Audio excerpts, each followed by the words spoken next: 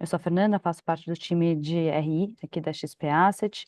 A gente está gravando a live, ela vai depois ficar disponível no nosso canal do YouTube, então quem perder hoje não se preocupa que a gente vai deixar ela disponível, tanto os cortes quanto a live completa no nosso canal. E a gente tem um link de perguntas, a gente recebeu algumas perguntas anteriormente, mas como a gente está aqui na plataforma do Zoom, podem enviar também as suas perguntas aqui através do Q&A, que durante a apresentação e no final o nosso time irá tirar suas dúvidas. Vou já passar a palavra aqui para o Fernando Genta para a gente iniciar, e não deixa de se inscrever no nosso canal do YouTube para não perder depois aqui a gravação da live e de outros conteúdos também que a gente sobe com recorrência no canal. Obrigada, pessoal. Bom dia a todos e boa apresentação. Bom dia a todos. Deixa eu até ajustar aqui para não estourar meu tempo.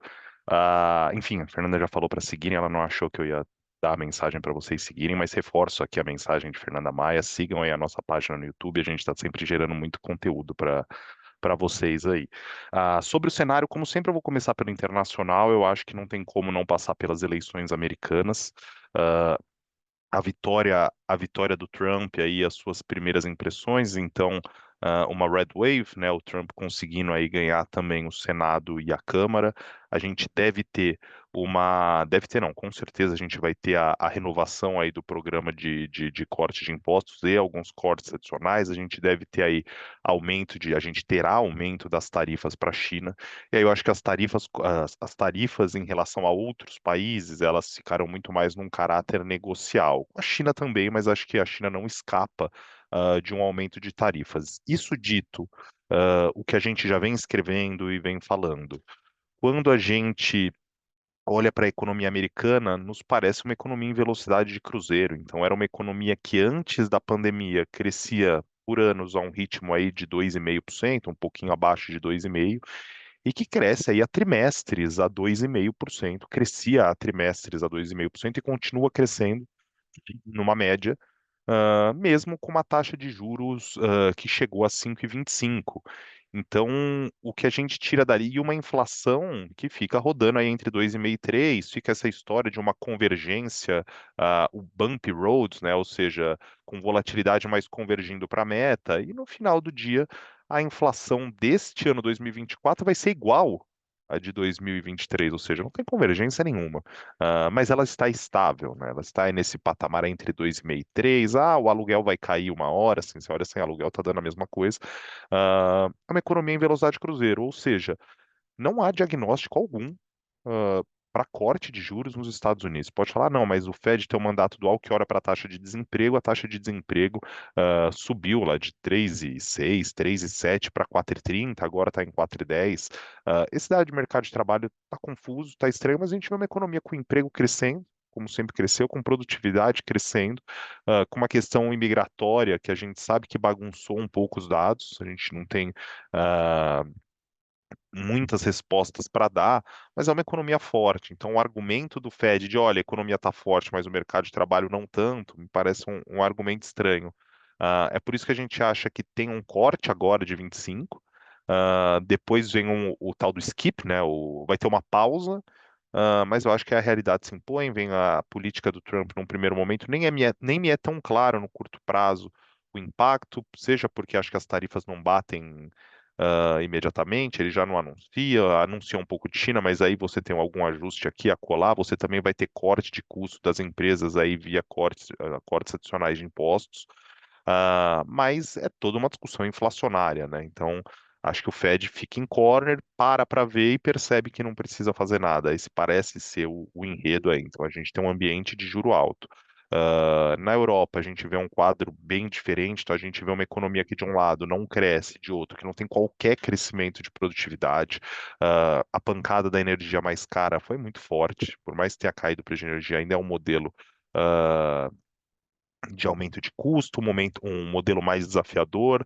Tem eventos micro, né, como essa inundação aí de carros chineses elétricos e tudo mais, mas é uma economia sem dinamismo que ainda assim está rodando com um juro mais alto do que o pré-pandemia, né? O ECB tem espaço, o Banco Central Europeu tem espaço para cortar.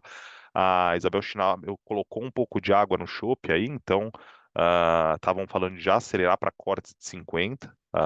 Ela que é uma figura super importante lá dentro, fincou aí colocou uma linha que falou, não, olha, a gente vai seguir com o gradualismo. Isso porque ela é alemã e a Alemanha aí é um dos países que mais sofre com o crescimento econômico. Então, acho que é uma sinalização importante.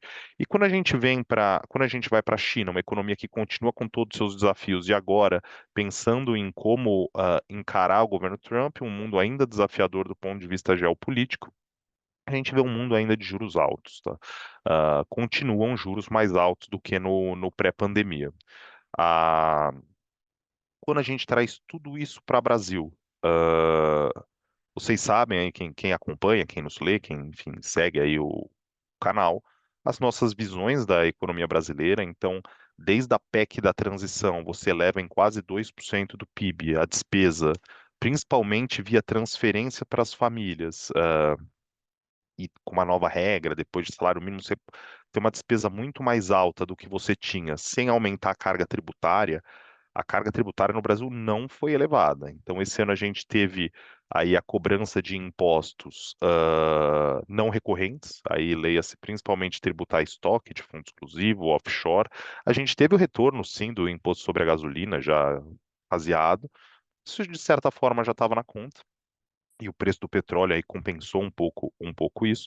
Então, o que que tem acontecido no Brasil? E eu sei que eu já falei isso outras vezes, mas isso está até se intensificando, então por isso que eu volto. O governo, ainda nem eleito, mas pisou no acelerador, gastando muito mais em termos de atividade econômica e não pisou no freio. Então, por mais que o superávit primário tenha sido entregue, foram com medidas que aí nem me importa tanto se são recorrentes ou não, mas que não têm um impacto negativo na demanda agregada vis-à-vis o impacto positivo que tiveram as transferências. Então, você cobrar. ah, a Petrobras tem uma dívida de 50 bi com a União e você renegocia para ela pagar 10, ela não vai mudar o plano de investimento dela. Se você tem fundo exclusivo que não paga VR, você faz uma tributação do estoque, os donos dos fundos exclusivos não vão mudar o seu padrão de consumo por causa dessa tributação one-off, o mesmo para offshore. O governo faseou o quanto que as empresas podem usar de crédito tributário ao longo dos anos, mas isso muda um pouco o fluxo de caixa da empresa, mas o balanço é o mesmo. O fato de você não ter freado te gera um crescimento um pouco mais. Pelo amor de o fato do crescimento ter sido mais alto, porque não se freou, gerou uma arrecadação melhor, mas assim, a economia está acima do seu potencial. Quando a economia voltar para o potencial, cedo ou tarde, essa arrecadação vai cair. Esse ganho de 30, 40 bi de arrecadação de um PIB mais forte, quando a economia voltar, e a gente já está vendo o que está acontecendo com a política monetária, isso aí vai cair também. Então, acho que o quadro brasileiro continua de desequilíbrio macro. Qual que é o pior problema desse quadro de desequilíbrio macro, né? Eu não vejo solução. Então a gente vem com desculpa, um pacote fiscal cujo objetivo foi apenas e público e notório garantir que para um mesmo gasto, o nível de gasto está dado pelo arcabouço. Não foi um pacote de corte de gasto. Garantir que nos últimos 2 anos do governo tem espaço para despesa discricionária que vai ser importante para a eleição. Então é uma mudança de mix de gasto, mas para um gasto que está dado. E mais, o grande problema macro, e aqui sempre pensando numa perspectiva macro, mercados, juro, inflação, taxa de câmbio, não estou entrando no mérito de qualidade de política pública, é importante ponderar é que a raiz desse superaquecimento, a economia brasileira está superaquecida, é a taxa de desemprego caindo numa velocidade que nunca caiu, é o único país que está caindo desemprego nesse ritmo, é o único país que está crescendo em relação ao pré-Covid no ritmo que está. O PIB do ano passado foi revisado, cresceu 3,2, a gente caminha para crescer 3,5. Tudo isso puxado por consumo das famílias, então, assim, todo respeito a quem tem a tese que, na verdade, é o PIB potencial, aumentou o crescimento potencial, mas, assim, está tomando uma surra da realidade e dos dados. Então a gente tem uma economia superaquecida com uma inflação que está subindo. A gente vai aprendendo mês após mês os impactos no crescimento e no desequilíbrio de você todo mês renovar essas transferências para as famílias. Então isso é um negócio que separa, é algo que separa o Brasil do resto do mundo. Os gastos com a Covid ficaram para trás, mundo afora, boa parte. No Brasil, eles se mantiveram. Então, todo mês a gente paga mais e você acaba sustentando a economia num nível que hoje se mostra insustentável. Você, ah, por uma série de fatores, a gente teve um choque de produtividade do agro, a gente teve normalização das cadeias globais de produção, a gente teve a volta dos preços depois daquele estresse da guerra da Rússia e Ucrânia, e a gente teve essa pressão de atividade, essa pressão inflacionária, ela foi mascarada por uma série de fatores não relacionados à demanda agregada no Brasil. E agora, esses choques que puxaram a inflação para baixo estão se dissipando, em alguns casos até se revertendo, como a gente está vendo o preço da carne colapsou ano passado e a gente já vê uma dinâmica completamente diferente de inflação de alimentos. Em outro caso, estava puxando para baixo e agora está indo para a neutralidade. E aí vai predominar a demanda agregada. Predominando esse impacto de demanda agregada, vocês vêm acompanhando aí a gente falando que precisava de juro mais alto, juro mais alto, juro mais alto.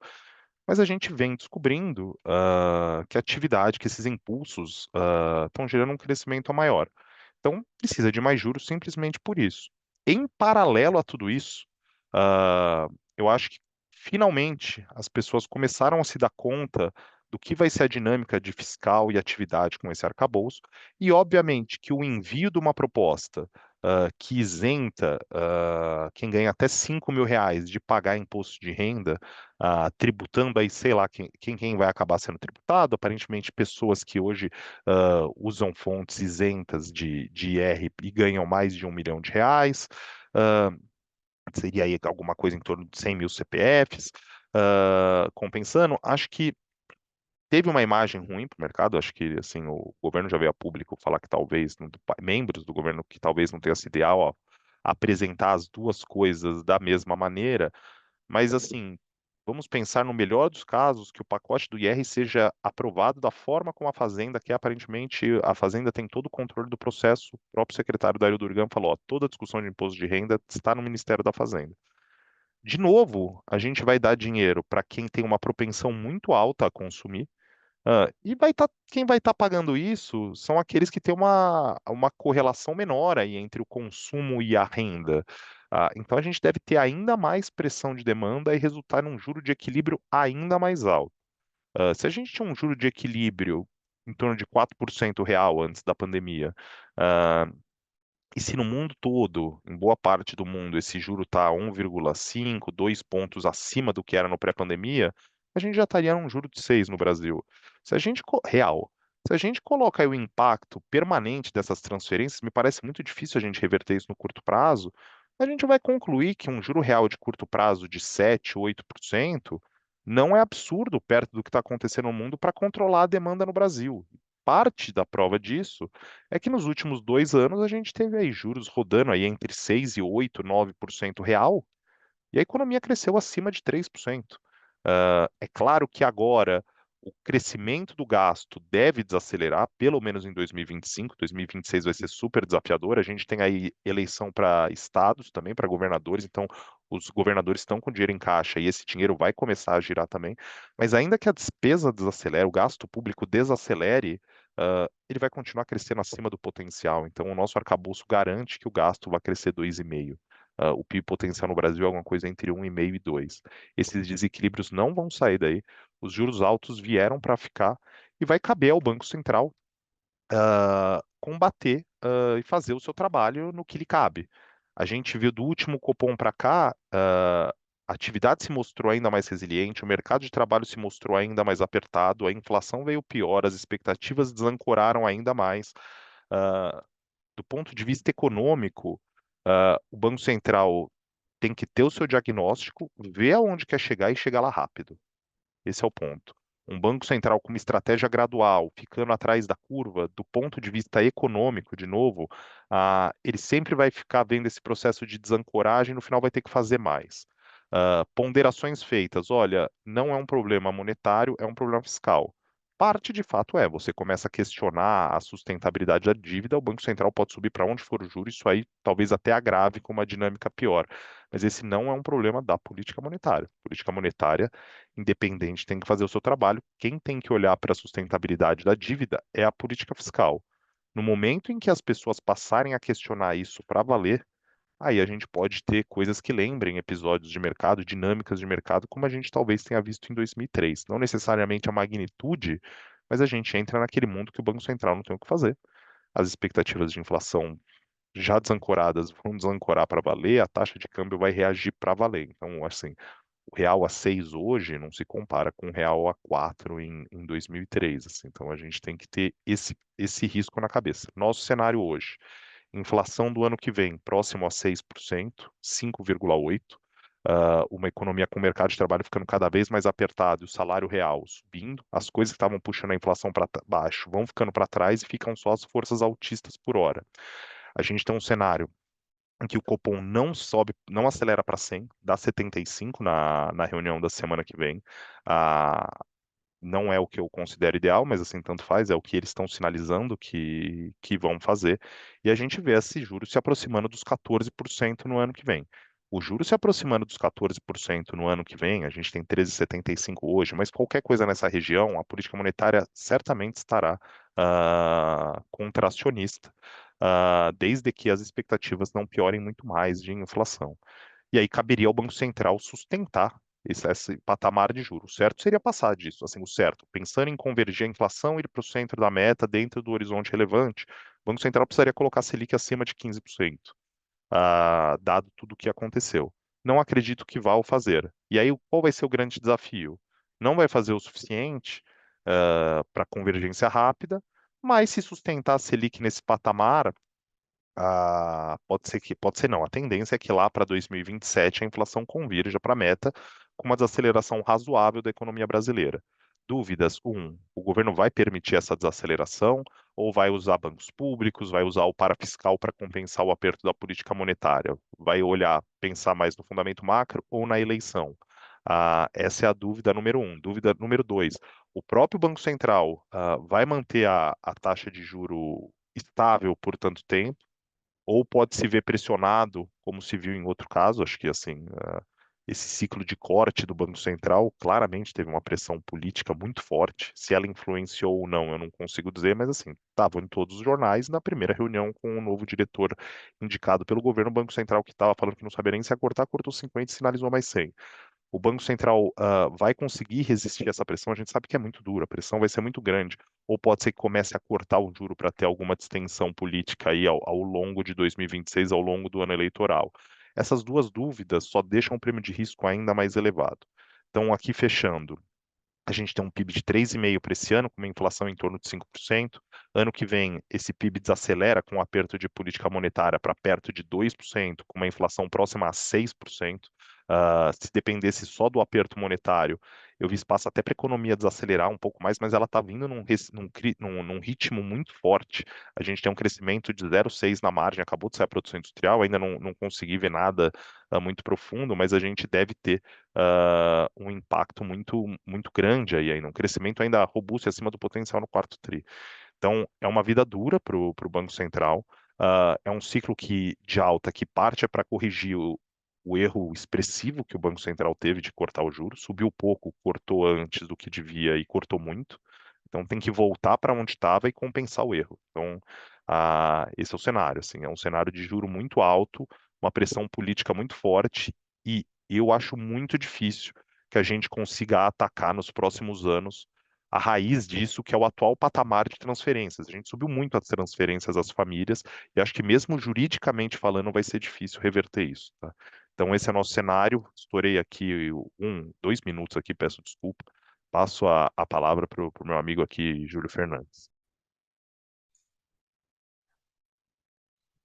Tá joia, Genton. Obrigado.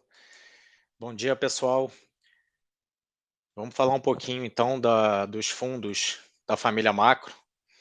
Vamos falar um pouquinho dos retornos do mês de novembro, da atribuição e do que a gente está vendo, né, de cenário e posicionamento aí para os próximos, né, para o período à frente.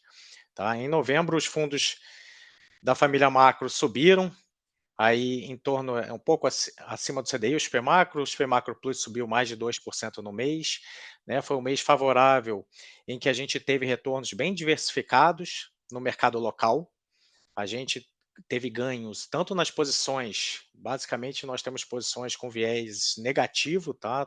Todos no mercado local, e a gente ganhou dinheiro tanto na posição de juros, tomadas em juros nominais, que subiram bastante no mês, na posição comprada em inflação implícita intermediária. Também tivemos ganhos na nossa posição vendida em bolsa brasileira e numa posição comprada em dólar real via opções, tá? Todos viram aí que o dólar passou de seis reais aí no final do mês. No mercado externo, a gente também teve ganhos, tá? Com a posição comprada em bolsa americana, posição que a gente até aumentou após a eleição do Trump, e numa posição vendida em euro contra o dólar, tá? Do lado negativo, a gente teve perdas, pequenas perdas aí tomadas em juros longos americanos, que acabaram cedendo um pouquinho no final do mês, e na estratégia Equity Hedge, tá? Vamos começar aqui falando um pouquinho do cenário. Grosso modo, de maneira geral, até o que o Fernando Genta comentou, a gente está otimista com o cenário externo, principalmente com o crescimento da economia americana, né, que vem apresentando aí um crescimento contínuo, robusto, se a gente falar entre 2,5% e 3%, a gente não vai errar, né, a economia americana vem crescendo e deve continuar crescendo à frente. Enfim, a Bolsa Americana, que já vinha apresentando uma excelente performance, né, ao longo do ano, subiu mais de 5%, se a gente falar do S&P no mês de novembro. Se a gente for para a Bolsa Russell, né, ela subiu mais de 10% agora no mês de novembro. E os mercados, naturalmente, que já eram otimistas com a eleição, com a economia americana, após a eleição do Trump, tá, ficaram ainda mais otimistas aí no campo da atividade, tá? Então, se a gente olhar o que os mercados gostaram e projetam, tá, com o Trump no governo, basicamente um estímulo à atividade via corte de impostos corporativos, principalmente, né? Se ele já havia feito isso lá em 2016, ele promete novos cortes, tá? Além do que já foram feitos lá atrás, né? Ele vai rolar o corte e fazer mais ainda. Então, os mercados gostam desse incentivo para o setor corporativo, desregulamentação. Então, tem toda uma agenda positiva para mercados, principalmente bolsa, mas a gente não deve esquecer aí, né, dos riscos que devem vir na virada do ano, tá? Então, a gente está bem atento ali na virada, qual vai ser quais serão as tarifas, né, que o Trump poderá eventualmente implementar, principalmente em cima de China, né? Ele promete 60%, não sei se ele vai conseguir.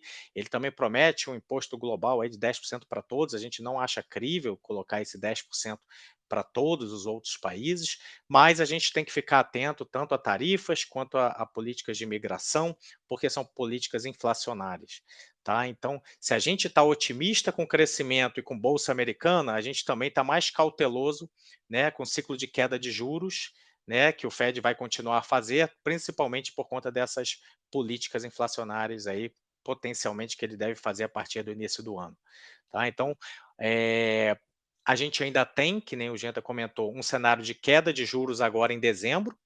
É um 25 que ele ainda acredita que tem espaço, ele está caminhando para o neutro, mas a gente não acredita que ele possa chegar lá, né? Principalmente se o Trump colocar tarifas muito fortes no início do mandato. Então, depois dessa queda de 25 bases agora em dezembro, que ele vai jogar a taxa ali para um nível entre 4,25 e 4,5, a gente já acredita que em 25 tem grandes chances dele já pausar, começar a esquipar, e pode ser que ele tenha que parar acima do neutro, aí perto de 4%. Então, é um cenário benigno, mas que a economia americana vai continuar com juros relativamente elevados, tá? Então, para expressar esse cenário, a gente voltou a comprar a bolsa americana, né, principalmente após a eleição do Trump, tá? Então a gente tem uma posição diversificada entre o S&P, um pouquinho de Nasdaq, o Russell, junto com uma posição tomada em juros americanos de curto e médio prazo, tá? A gente também tem uma posição na parte longa, tá? Devido a riscos fiscais, né, que, enfim, qualquer governo teria, o Trump em especial, que serve, no nosso entender, essa posição tomada em juros. Qual o grande risco? Inflação, né, o Fed tem que voltar a subir juros eventualmente. Então, a posição tomada em juros também serve para redear os riscos aí inflacionários que poderiam afetar a bolsa americana no médio prazo, tá? Então, fora o excepcionalismo da economia americana, se a gente passa para a Europa, a gente falou de fraqueza, né? Fraqueza no crescimento, né? O Banco Central Europeu vai continuar cortando.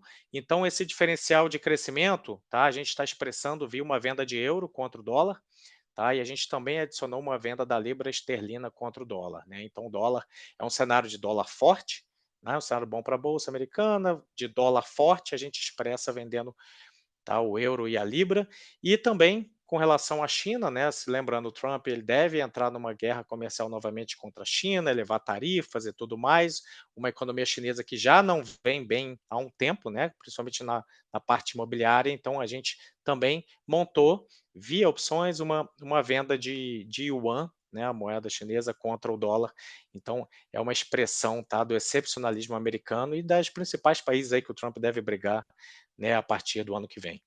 Então esse é o nosso posicionamento lá fora, um posicionamento otimismo, passando para otimista, tá? Passando para Brasil, tá? O cenário, né? As nossas posições vão na linha oposta. A gente já vem carregando um kit, né? Eu diria assim, um conjunto de posições um pouco mais cautelosas, né? A gente já vem falando de alta de juros, tá? Uma das primeiras casas a falar lá atrás, em julho, agosto, que o Banco Central deveria retomar a alta de juros, então a gente já vinha tomado em juros nominais de curto prazo desde agosto, tá? E o Brasil, a gente acredita que não vai ter vida fácil aí, né, nos próximos meses, semestres, porque a inflação, tanto a inflação corrente, tá? Estamos falando da vida do Banco Central aqui, né, que não vai ser fácil. Tanto a inflação corrente, né, a gente viu aí uma inflação de alimentação, carnes, subindo muito agora no final do ano, né, a gente já projeta aí quase 10% de inflação de alimentação, quanto a inflação futura, né, expectativas, focos, 25, 26, 27, estão subindo.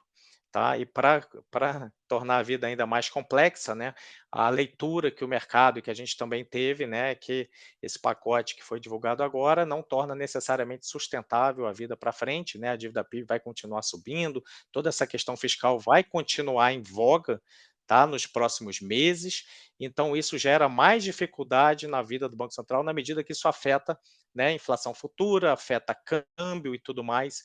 Então, naturalmente, a gente acredita que o Banco Central vai ter que acelerar, né, o ritmo agora na próxima reunião para 75 bases, poderia até dar 100, mas a gente acredita que ele deva dar 75 e prolongar o ciclo, tá? Então, as nossas posições no fundo XP Macro, Macro Plus e Família, né, vem expressando esse cenário de alta de juros. A gente estava tomado em juros nominais, né? A gente decidiu acrescentar aí no início do mês uma posição também comprada em inflação implícita intermediária, né, essas posições elas se combinam, né, porque a gente acredita que o Banco Central vai ter que subir bastante os juros. Mas caso ele não, né, que ele resolva parar, vamos supor que ele resolva parar no nível que não seja o suficiente, tá? 14%, que a gente acha que não é o suficiente para combater e convergir a inflação no longo prazo.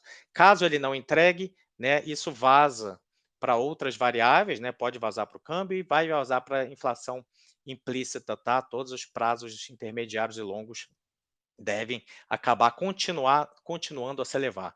Só para a gente fazer um recap aqui do mês de novembro, tá, de ativos, né, a curva de juros nominal, se a gente pegar o DI intermediário aqui, o DI curto intermediário, eles subiram aproximadamente 100 basis points, tá? Se a gente pegar a curva de juros reais, né, as NTN-Bs subiram em torno de 30 basis points, né? A diferença 100 do DI com 30 das NTN-Bs, a diferença 70 basis points aí, aproximadamente foi alta de inflação implícita esperada pelo mercado, tá? Que hoje, né, já estão aí na faixa de 6,40, para a gente ter uma ideia, era 5,70, 5,80, já está em 6,40% a expectativa de inflação do mercado para os próximos 3, 4 anos, tá? Então o mercado está colocando os juros nominais perto de 15, tá? Era 14, foi para 15 e ainda assim a inflação não converge no horizonte relevante, nem em nenhum horizonte, né? Está bem acima do teto da meta,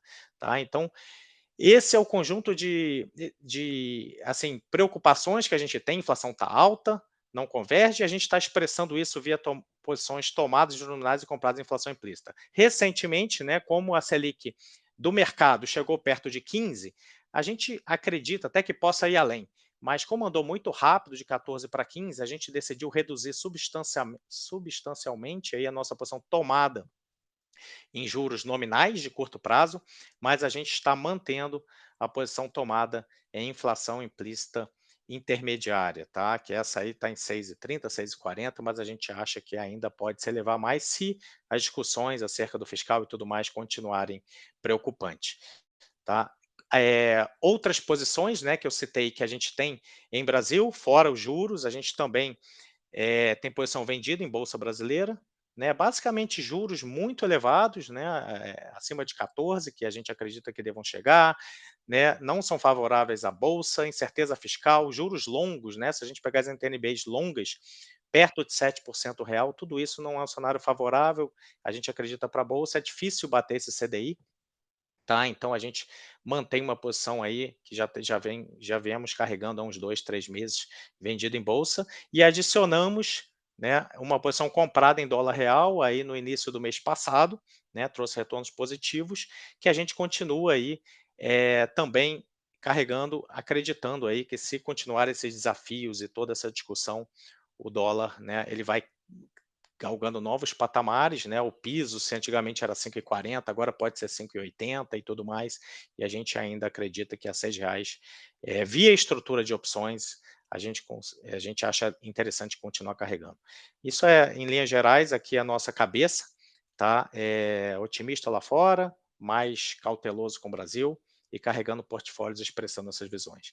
Tá? Então vou ficar por aqui, vou passar a palavra aqui para a renda variável para o Marcos Peixoto. Bom, bom dia, pessoal. Vamos lá, falar um pouquinho de renda variável, um mês bem difícil para renda variável, como o Júlio comentou ali, a gente teve perdas ali no book de equity também dentro do fundo macro, né? Então, e nos fundos de long only também, fundos de ações também foram um mês bem ruim para a estratégia. Assim, acho que a gente pode dividir em duas partes do mês, acho que o pré, anúncio pacote e pós, assim, o mês já vinha sendo um mês desafiador, mesmo pré-anúncio pacote, algumas histórias de micro aqui que não estavam indo bem, e pós-pacote realmente teve um momento muito de sell-off, de risk-off, né, diria, em equities, onde as correlações se perderam, né, então a gente veio ali tanto papéis defensivos, tanto papéis de maior beta caindo bastante, o próprio índice em si acaba sendo sempre, nesses momentos, né, segurando um pouco mais por conta das exportadoras, que caem menos, então, por conta do dólar mais alto, né, então a gente viu ali, diria que um sentimento de muitas pessoas desistindo e reduzindo o risco de carteira, tá, então acho que caiu mais do que todo mundo tinha, tá mais alocado, não necessariamente que deveria cair por conta do cenário macro. Então foi um cenário bem ruim, aí, principalmente na semana passada, de risk-off. Que, enfim, dado o cenário que a gente acabou falando aqui um pouquinho do Genta, do Júlio, também a gente não tem perspectivas de uma reversão de curtíssimo prazo, né? Então, assim, foi um mês, bolsa caiu ali mais de 3, enquanto lá fora subiu mais de 5, então mais um mês que o Brasil realmente anda e performa bastante, cenário lá externo, mas com justificativa, né, com mérito, não dá para dizer que foi uma perda ali infundada, dado que a gente viu, e a gente teve ali, o que teve realmente de lado, segue tendo de lado positivo, né, que a gente veio falando em últimos calls, é o resultado das empresas, né, então a gente teve fechamento da agenda de resultados ali em novembro. Do lado micro, a gente realmente segue vendo notícias boas, tá? Então, isso eu acho que talvez seja a parte positiva da história de bolsa. O micro ainda segue positivo, a gente está vendo as empresas entregando crescimento de lucro. Claro, resta saber quando que o cenário macro, né, desafiador vai bater e quanto vai deteriorar no caso das empresas. Hoje o mercado precifica uma deterioração razoável no resultado das companhias, que no curto prazo não está havendo, né? Então, acho que o nosso trabalho é tentar antecipar um pouco esse movimento, prever o quanto que a gente acha que vai ter de impacto em cada companhia. A gente vê muita empresa no portfólio hoje que a gente tem pouco alavancada, algumas diversas, inclusive até caixa líquido, então favorecem com a Selic mais alta do ponto de vista de resultado financeiro.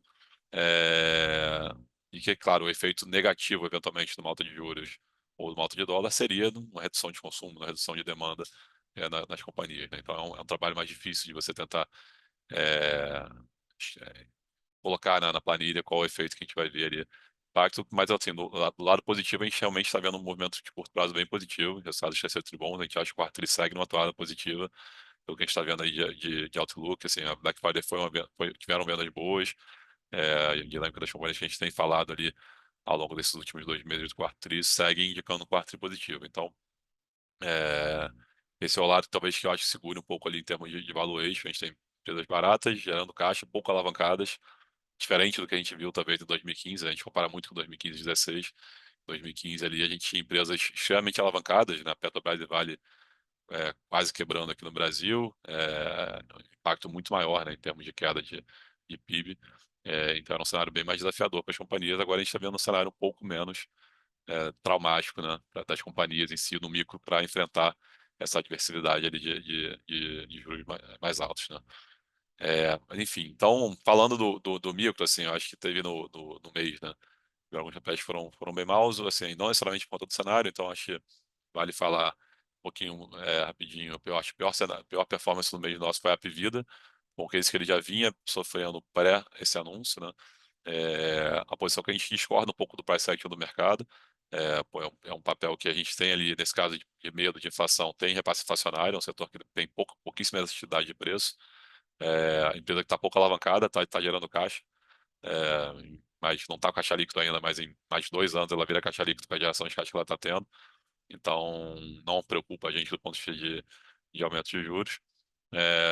Então, no cenário macro, não era para ter uma performance ruim pelo cenário que está acontecendo. Costuma ser um setor bem resiliente, né? O papel sofreu um pouco por conta de técnico, eu falei, e eu acho um pouco tem uma questão. O mercado tem extrapolado um pouquinho de reclamações judiciais, né? O setor de saúde está tendo muita reclamação ali, do ponto de vista de judicialização, e a empresa está se prejudicando por conta disso, em termos de piora de resultado, mas assim, é uma piora que tem outros componentes também da empresa que estão melhorando. Então, tipo, é um mercado muito monotemático nesse case de depósitos judiciais, enquanto que a gente está falando com uma piora de 1% da receita, basicamente, da magnitude. Então, já acho que é um certo exagero da preocupação do mercado, e um papel que a gente tem aproveitado aqui para aumentar, tá? Então, foi uma performance ruim. A gente tinha a posição ali de 3%, tinha aumentado mais ou menos para 5% no mês passado e tem aumentado mais um pouco na margem. Já estamos ali com torno de 6% do fundo, tá? Então, é uma posição que a gente tem uma performance ruim, mas a gente acredita que volte, independentemente do cenário macro, é um papel que deveria ser descorrelacionado desse cenário. Então, a gente está aumentando. Outro setor que foi ruim nessa queda, que também discorda um pouco do price action, é o setor elétrico. Deveria ser um setor que segurava, né, nesses cenários um pouco mais estressado, um setor que é, não tem menor impacto macro, né, em termos de demanda de venda de energia, etc. Costuma ter tanta correlação. E tem um reface inflacionário no contrato, né? Então, se a inflação sair de 5 para 7 para 8 que seja, essas empresas repassam no contrato. Então, não tem risco de não ter repasse inflacionário. Claro que você tem um prejuízo do ponto de vista de custo de capital pior, né?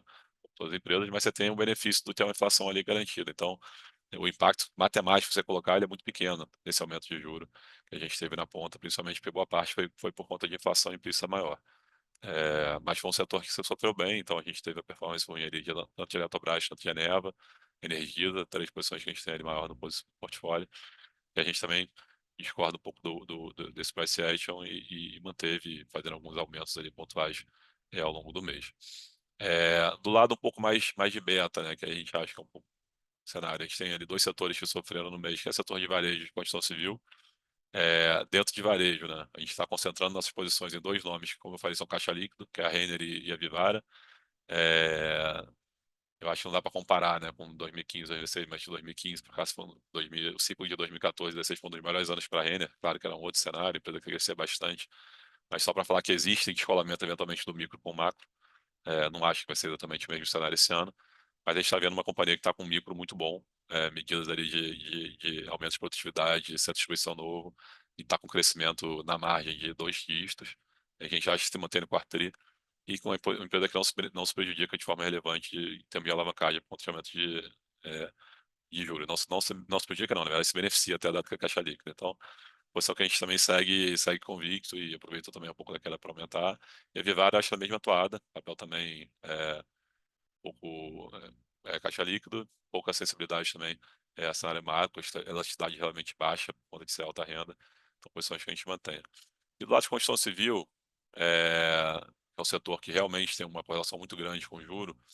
A gente tem visto já, na verdade, esse ciclo de alta de juros ele já tem alguns anos, né? A gente saiu ali de 12%, de 2%, desculpa, estamos caminhando ali para 12%, e a gente não viu ainda esse efeito se bater em termos de demanda do setor, né? A demanda segue muito forte, tanto de baixa renda, tanto de alta renda. Vamos ver se essa alta de 12 para 14, que seja, vai ter um impacto muito relevante. Até agora a gente não viu uma alta de juros relevante. Então, assim, a gente entende que, claro, o principal componente que vai bater talvez é desemprego, algo que a gente não está vendo ainda no curtíssimo prazo. Então, é um micro que a gente também está vendo muito positivo ainda no curto prazo, por mais que tenha acessibilidade de juros maior. A gente espera um quarto tri muito forte, o primeiro tri também deve ser bom. Então, o setor que sofreu, apanhou, mas como eu falei, a gente tem um respaldo no micro, a gente está vendo ali de forma bem positiva. A gente tende a ter um pouco de risco de inflação do ponto de vista de custos das companhias, mas todas, por enquanto, seguem com um budget ali bem abaixo ali do orçado, então com uma folga razoável. Então, falando um pouquinho das performances ruins, posições que a gente mantém, tá? Então, diria que a mensagem é que o que teve de performance ruim no mês tem respaldo micro, a gente está vendo portfólio com resultados das companhias indo bem, e a gente ou manteve ou aumentou essas posições. É um pouco do como a gente tem pensado ali em termos de portfólio. Do lado positivo, acho que são duas empresas ali que seguraram, o principal foi a Petrobras, posição que a gente havia montado nessa expectativa do plano de negócios e de dividendos. Veio uma mensagem muito positiva realmente de plano de negócio, né? Em termos de CAPEX relativamente em linha com o mercado, sob controle, sem grandes aventuras ali, né, diria, que eram dos medos. E a empresa realmente reiterando, dado esse fiscal desafiador, pagamento de dividendo, né? Não ser um pagamento extraordinário. E a gente acha que deve ter mais pagamentos de dividendos extraordinários no ano que vem, então deve ficar com um dividend yield ali entre 10% e 15%, dependendo do nível de dividendo de petróleo, né, de dividendo extraordinário de petróleo. Então, ele é um dividendo bem interessante para a Petrobras. Então, a posição que a gente mantém e acabou segurando um pouco ali no mês. E o outro nome foi a Sabesp, é um nome que acabou segurando bem também no mês, papel mais defensivo. E nesse a gente não teve um pouco do que a gente viu nas outras utilities em termos de performance. Também a posição que a gente mantém no fundo, tá? Então, acho que mudanças relevantes foram pontuais. A gente acabou usando um pouco do caixa que tinha no fundo para aumentar um pouco das quedas que a gente teve. E a gente, enfim, confiante que a gente recupera um pouco desse prejuízo ao longo dos próximos meses, tá bom? Da mensagem aqui, vou passar para o Eric. Bom dia a todos. Agora passando aqui para renda fixa e crédito privado, vou compartilhar uma apresentação. A gente observou agora no mês de novembro um fluxo um pouco mais tímido, né? Então, a gente já tinha visto uma desaceleração do mês de agosto para o mês de setembro. Em outubro tinha voltado um pouquinho melhor essa captação da indústria. E agora em novembro a gente teve um mês praticamente flat, onde os fundos que a gente acompanha no somatório tiveram um inflow positivo de 1,4 bi, sendo que a gente pode abrir aqui como destaque negativo os fundos D0, D1, que tiveram resgates líquidos de 2 bilhões e meio, né? Então, sendo basicamente compensados aqui por fundos de previdência e fundos entre D2 e D15. Fundos isentos também tiveram uma captação negativa de cerca de 400 milhões de reais.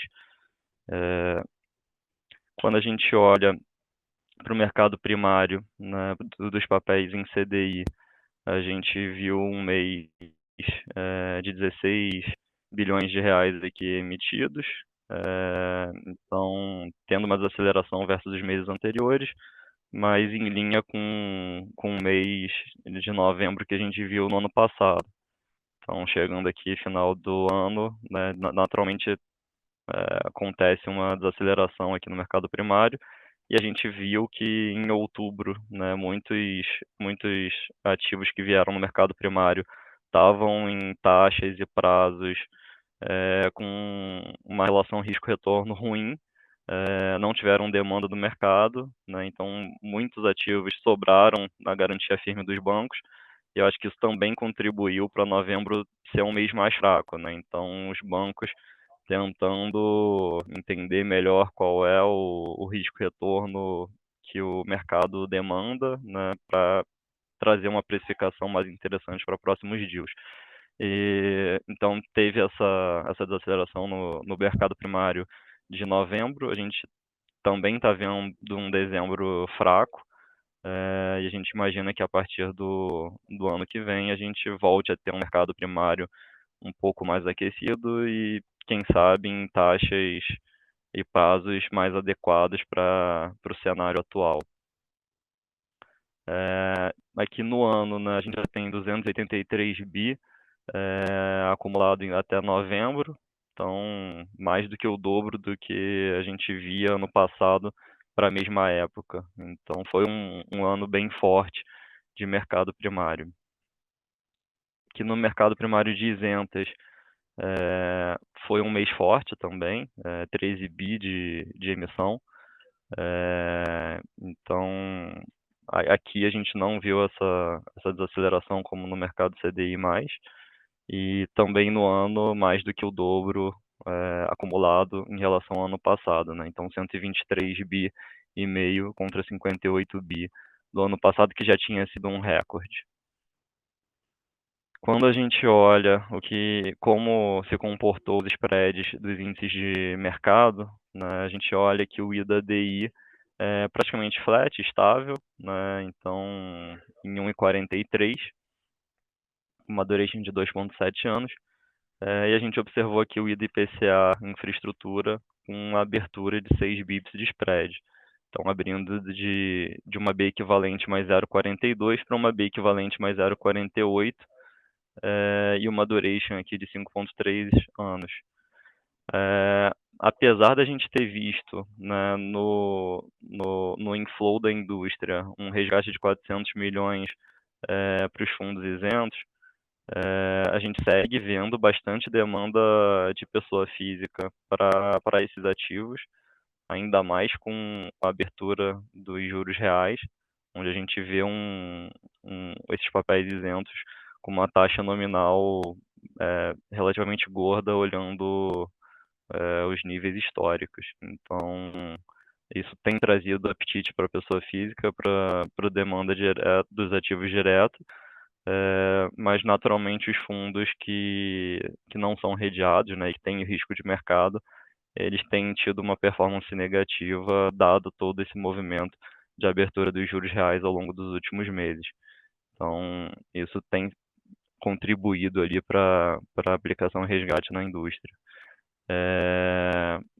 Além disso, a gente viu que algumas tesourarias que vinham carregando, né, esses ativos que não tiveram demanda no mercado primário, elas começaram a vender esses ativos no mês retrasado, em outubro, né, aceitando nos ativos CDI+, vender 10, 15, 20 bips acima da taxa de emissão.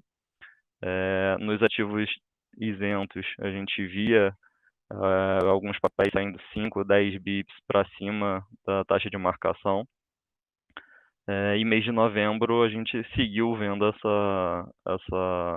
esse comportamento, né? Então tiveram algumas emissões em CDI+, que tinham ocorrido em outubro, e outras que aconteceram em próprio novembro, que também não tiveram demanda de mercado, e algumas dessas tesourarias que ficaram com esses ativos no balanço resolveram vender 20 bips para cima da curva de emissão, né? Apesar disso, mesmo com esses 20 bips, a gente não achou interessante tomar esses ativos.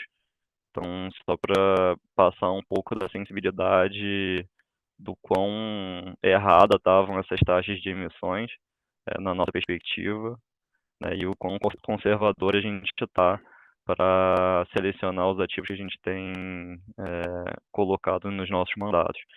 E nos papéis incentivados, a gente também seguiu vendo, agora em novembro, uma venda mais forte, né, dos bancos que ainda tinham algumas emissões encarteiradas, querendo limpar a carteira antes da virada do ano, para entrar no ano que vem já com uma carteira renovada. Então, agora a gente já observa, né, que a maior parte desse movimento já passou. Então, restaram pouquíssimas emissões que ainda estão nos balanços dos bancos para serem vendidos. Bom, o Fernando Genta e o Júlio Fernandes já passaram um pouco sobre o cenário macro, né? E como isso se refletiu nas curvas de mercado, mas só trazendo ilustrativamente aqui a curva DI, como o Júlio comentou, abrindo mais de 100 bips na parte intermediária, em alguns vértices, e na parte longa abrindo aí entre 60 e 75 bips. Então, realmente, um mês bem negativo para risco de mercado.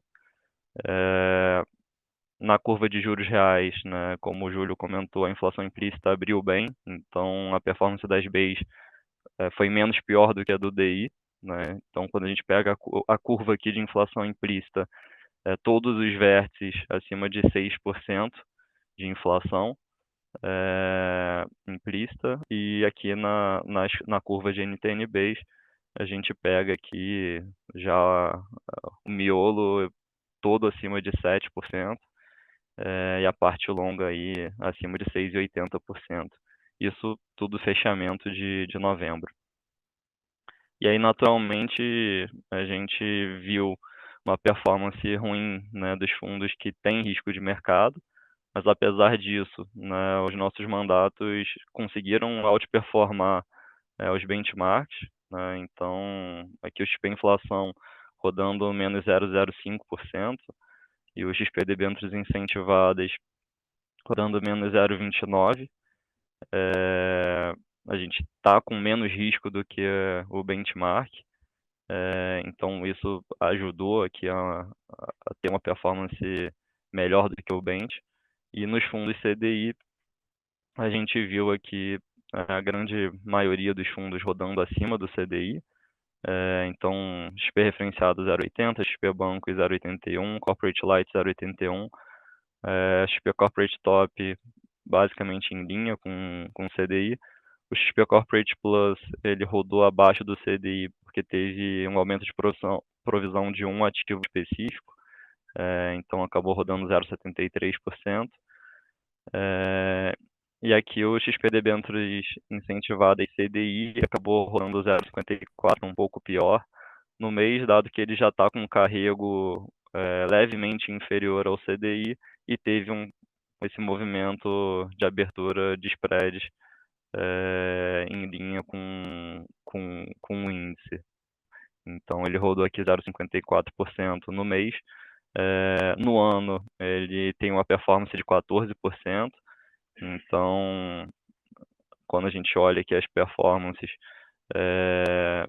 ele roda no ano 142% do CDI, e olhando taxa de carregamento para frente, né, a gente observa aqui uma taxa de carregamento perto de 97% do CDI. Quando você faz o gross up disso, vai para perto de 113%. Então, a gente ainda enxerga aqui uma oportunidade boa de investimento no produto. E aqui os fundos de previdência, então também os fundos que têm risco de mercado acabaram rodando pior do que o CDI, e os fundos de crédito privado que não têm risco de mercado rodando acima. Então, XP Seguros crédito privado rodando 0,80 e os XP Seguros Horizonte Top rodando 0,84% no mês, né? Então, olhando aqui performances mais longas, também janelas bem interessantes de retornos. E aí, passando um pouco para a carteira, a gente continuou com a mesma estratégia que a gente vem tendo, né? Então, dado todo esse cenário negativo, né, para o macro do Brasil, a gente tem seguido cada vez mais conservadores na tomada de risco. Então, a gente tem reduzido ainda mais, né, riscos em empresas que têm uma alavancagem mais alta, né, em que tenham margens mais apertadas e tenham dificuldade de repassar preços, e tem seguido encurtando o duration, né? Então, isso naturalmente, quando você diminui o risco, né, e reduz a duration, você vai ter uma taxa de carregamento menor, mas a gente entende que para esse cenário atual, essa medida mais conservadora, ela é bem vista, né? Então, no momento que a gente observar que os preços, né, estão com um risco-retorno mais adequado, né, e que o cenário macro esteja com uma visibilidade melhor à frente, a gente pode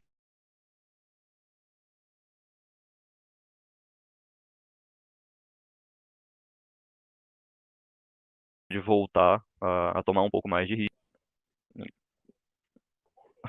Bom, mas nesse momento a gente ainda segue mantendo os fundos com uma duration mais curta e com mais caixa, né? Então, preparados aqui para um momento de reversão. Então, aqui está um quadro ilustrativo, né, de percentual de crédito, de duration das carteiras e de spread bruto e líquido dos fundos.